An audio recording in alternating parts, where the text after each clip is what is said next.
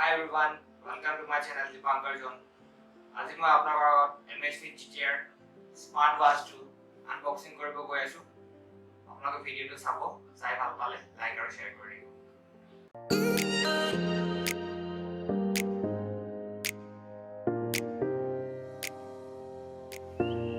আহক এতিয়া smart ৱাচটোৰ unboxing কৰোঁ।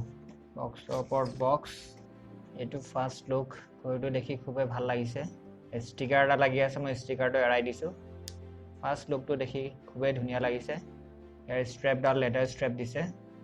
বেক চাইডে ইয়াতে হাৰ্ট ৰেট সেন্সৰ দিছে আৰু লগতে আপোনাৰ ইয়াতে চাৰ্জাৰ পইণ্টটো দিছে। বক্সটোত চাওঁ কি কি দিছে আৰু ইয়াতে মেনুৱেল বুকখন দিছে চাই ল'বৰ কাৰণে। এইডাল দিছে আপোনাক চাৰ্জিং ডক। স্মাৰ্ট ৱাচটো আপোনাৰ বেটাৰী চাৰ্জ শেষ হ'লে এইডাল দি বেটাৰী চাৰ্জ দিব পাৰিব। ইয়াত এনেকৈ লগাই আপুনি মোবাইল এইডাল এনেকৈ ইয়াত লগাই স্মাৰ্ট ৱাচটো চাৰ্জ দিব পাৰিব।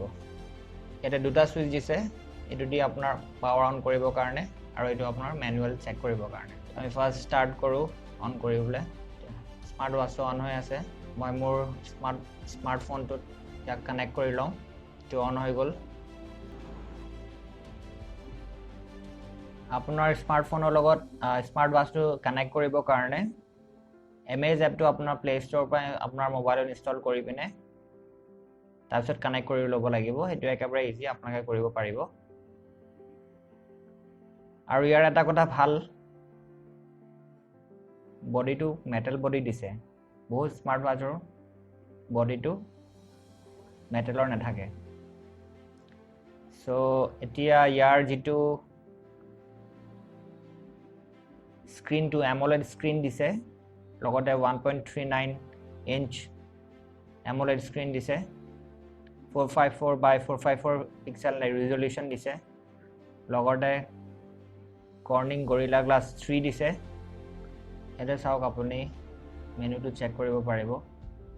ইয়াতে আপোনাৰ ষ্টেটাছটো চেক কৰিব পাৰিব। ৱৰ্কআউটৰ কাৰণে আপোনাৰ 14টা অপশ্যন আছে, য'তে আপুনি নিজকে মনিটৰ কৰিব পাৰিব। আউটডোৰ ৰানিং আছে, ৱাকিং আছে, আউটডোৰ চাইক্লিং আছে, ট্ৰেডমিল, ইনডোৰ চাইক্লিং। ইয়াতে আপোনাৰ ছুইমিঙৰ অপশ্যনো আছে। আপুনি ছুইমিং কৰোঁতেও আপুনি নিজকে মনিটৰ কৰিব পাৰিব। ৱাটাৰপ্ৰুফ অপশ্যন আছে ইয়াতে। আপোনাৰ ঘড়ীটো পানীত ভিজিলেও বেয়া নহয়। দেখিছে? ইয়াতে আপুনি কিমান ষ্টেপছ আজি আপোনাৰ ৱৰ্কআউট কৰিছে সেইটো আপুনি চেক কৰিব পাৰিব। ইয়াতে আপোনাৰ হাৰ্ট ৰেট সেন্সৰটো আছে, সেইটো আপুনি চেক কৰিব পাৰিব, মেজাৰ কৰিব পাৰিব। ওপৰত আছে আপোনাৰ ৱেডাৰ ৰিপৰ্টটো চেক কৰিব পাৰিব। আপোনাৰ বেটাৰী কিমান আছে, ইচ্ছা কৰে আপুনি লক কৰি থ'ব পাৰে। লক অপশ্যনটো আছে। বেটাৰী কিমান আছে সেইটো শ্ব' কৰিব। আপোনাৰ ইয়াতে ছ'চিয়েল নেটৱৰ্কিং নটিফিকেশ্যনবিলাকো পাই থাকিব। ইয়াতে আপোনাৰ মিউজিক অপশ্যনো আছে। মিউজিক অপশ্যনত গৈ আপোনাৰ নিজৰ স্মাৰ্টফোনৰ গানৰ আপুনি কণ্ট্ৰল কৰিব পাৰিব। স্মাৰ্ট ৱাচৰ চাউণ্ড বঢ়াব পাৰিব, কমাব পাৰিব। লগতে আপুনি স্মাৰ্ট ৱাচৰ আপুনি যদি আপুনি নিজে ইচ্ছা কৰে আপুনি মোবাইলৰ চাউণ্ডো বঢ়াব পাৰিব, মিউজিকৰ কমাব পাৰিব। আৰু ছ'চিয়েল মিডিয়া আপুনি নটিফিকেশ্যনবিলাকো ইয়াতো পাই থাকিব পাৰিব। আপোনাৰ ফেচবুক, হোৱাটছআপ ইয়াতে আপুনি চেক কৰি থাকিব পাৰিব। আৰু মোৰ অপশ্যনত গ'লে আপুনি ইয়াতে কম্পাছটো চেক কৰিব পাৰিব। বহুত স্মাৰ্ট ৱাচত কম্পাছ অপশ্যনটো নিদিয়ে, কিন্তু ইয়াতে দিছে, ভাল কথা এইটো। এয়াৰ প্ৰেছাৰ চেক কৰিব পাৰিব।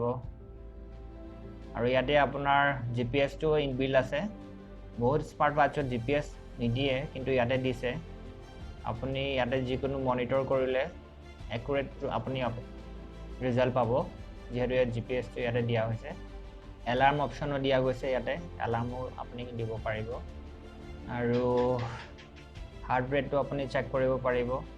বহুখিনি ইয়াতে ফেচিলিটি দিছে এই স্মাৰ্ট ৱাচটো, সেইটো কাৰণে ভাল লাগিছে। ইয়াতে আৰু এটা ভাল ফিচাৰ দিছে, আপোনাৰ যদি আপোনাৰ ফোন আহিছে তেতিয়া আপুনি মোবাইলতে চেক কৰিব পাৰিব কেনেকৈ চেক কৰিব পাৰিব মই আপোনাক দেখাই দি আছোঁ ইয়াতে এটা ভাল অপশ্যন দিছে স্মাৰ্ট ৱাচটোত আপোনাৰ যদি মোবাইলত ফোন আহে আপোনাৰ স্মাৰ্ট ৱাচটোতে আপোনাক ইয়াতে শ্ব' কৰি দিব তাৰ বাবে আপুনি নিজৰ এপটোত গৈ পাই পিনে ইনকামিং কলছটো এলাৰ্ট কৰিবতো আপোনাৰ এইটো অন কৰিব লাগিব অন কৰাৰ পিছত আপুনি অ'কে কৰি দিব লাগিব এতিয়া মই আপোনালোকক দেখাই আছোঁ কেনেকৈ ফোনটো আপোনাৰ আহিলে স্মাৰ্ট ৱাচত আপোনাক শ্ব' কৰিব দেখিছে আপোনালোকে মোৰ ফোন আহিছে তেতিয়া মোৰ স্মাৰ্ট ৱাচত শ্ব' কৰিছে তো এইটো খুবেই দৰকাৰী হয় যিহেতু আমি বাইকত বা গাড়ী চলালে আপোনাৰ ফোনটো ওলাওঁতে বহুত টাইম লাগে কিন্তু আপোনাৰ ইয়াতে ঘড়ীতে আপোনাৰ যদি শ্ব' কৰি দিয়ে তেতিয়া আপোনালোকে গম পাই যাব এইটো ইম্পৰ্টেণ্ট কল হয় নে নহয় তো এইটো এটা বহুত ইম্পৰ্টেণ্ট ফিচাৰ দিছে স্মাৰ্ট ৱাচটোত আপোনালোকে ফোনটো ৰিচিভ কৰিব নোৱাৰিব কিন্তু আপোনালোকে ইয়াতে গম পোৱা যাব যে এইটো আপোনাৰ ইম্পৰ্টেণ্ট ফোন হয়নে আপুনি ৰিচিভ কৰিব লাগিব নে নালাগিব গম পাই যাব যিহেতু ইয়াতে আপোনাৰ স্মাৰ্ট ৱাচটোত স্পীকাৰ আৰু মাইক্ৰফোন দিয়া হোৱা নাই সেইবাবে আপোনালোকে জাষ্ট চেক কৰিব পাৰিব যদি আপোনাৰ দৰকাৰী হয় তেতিয়া আপুনি ৰখি পিনে ফোনক কথা পাতি ল'ব পাৰিব যদি দৰকাৰ নহয় আপুনি তেতিয়া ফোনটো ৰিচিভ নকৰিবও পাৰিব তাৰপিছতে ইয়াতে আপোনাৰ নেক্সট ফিচাৰ এটা দিছে তো ইয়াতে সেইটো কাৰণে অকণমান দেৰি প্ৰেছ কৰি থাকিলে দেখিছে মোৰ যিটো ইচ্ছা মই তাকে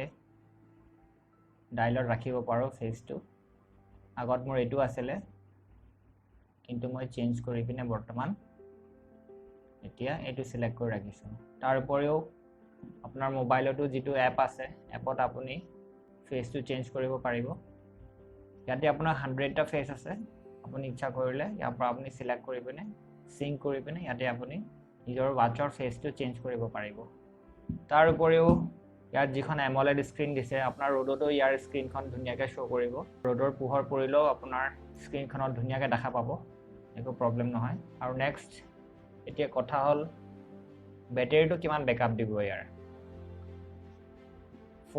410 mAh বেটাৰী ইয়াত দিয়া হৈছে বহুত বেছি দিয়া হৈছে স্মাৰ্ট ৱাচত ইমান বেটাৰী সচৰাচৰ দিয়া নহয় কিন্তু ইয়াতে 410 mAh বেটাৰী দিছে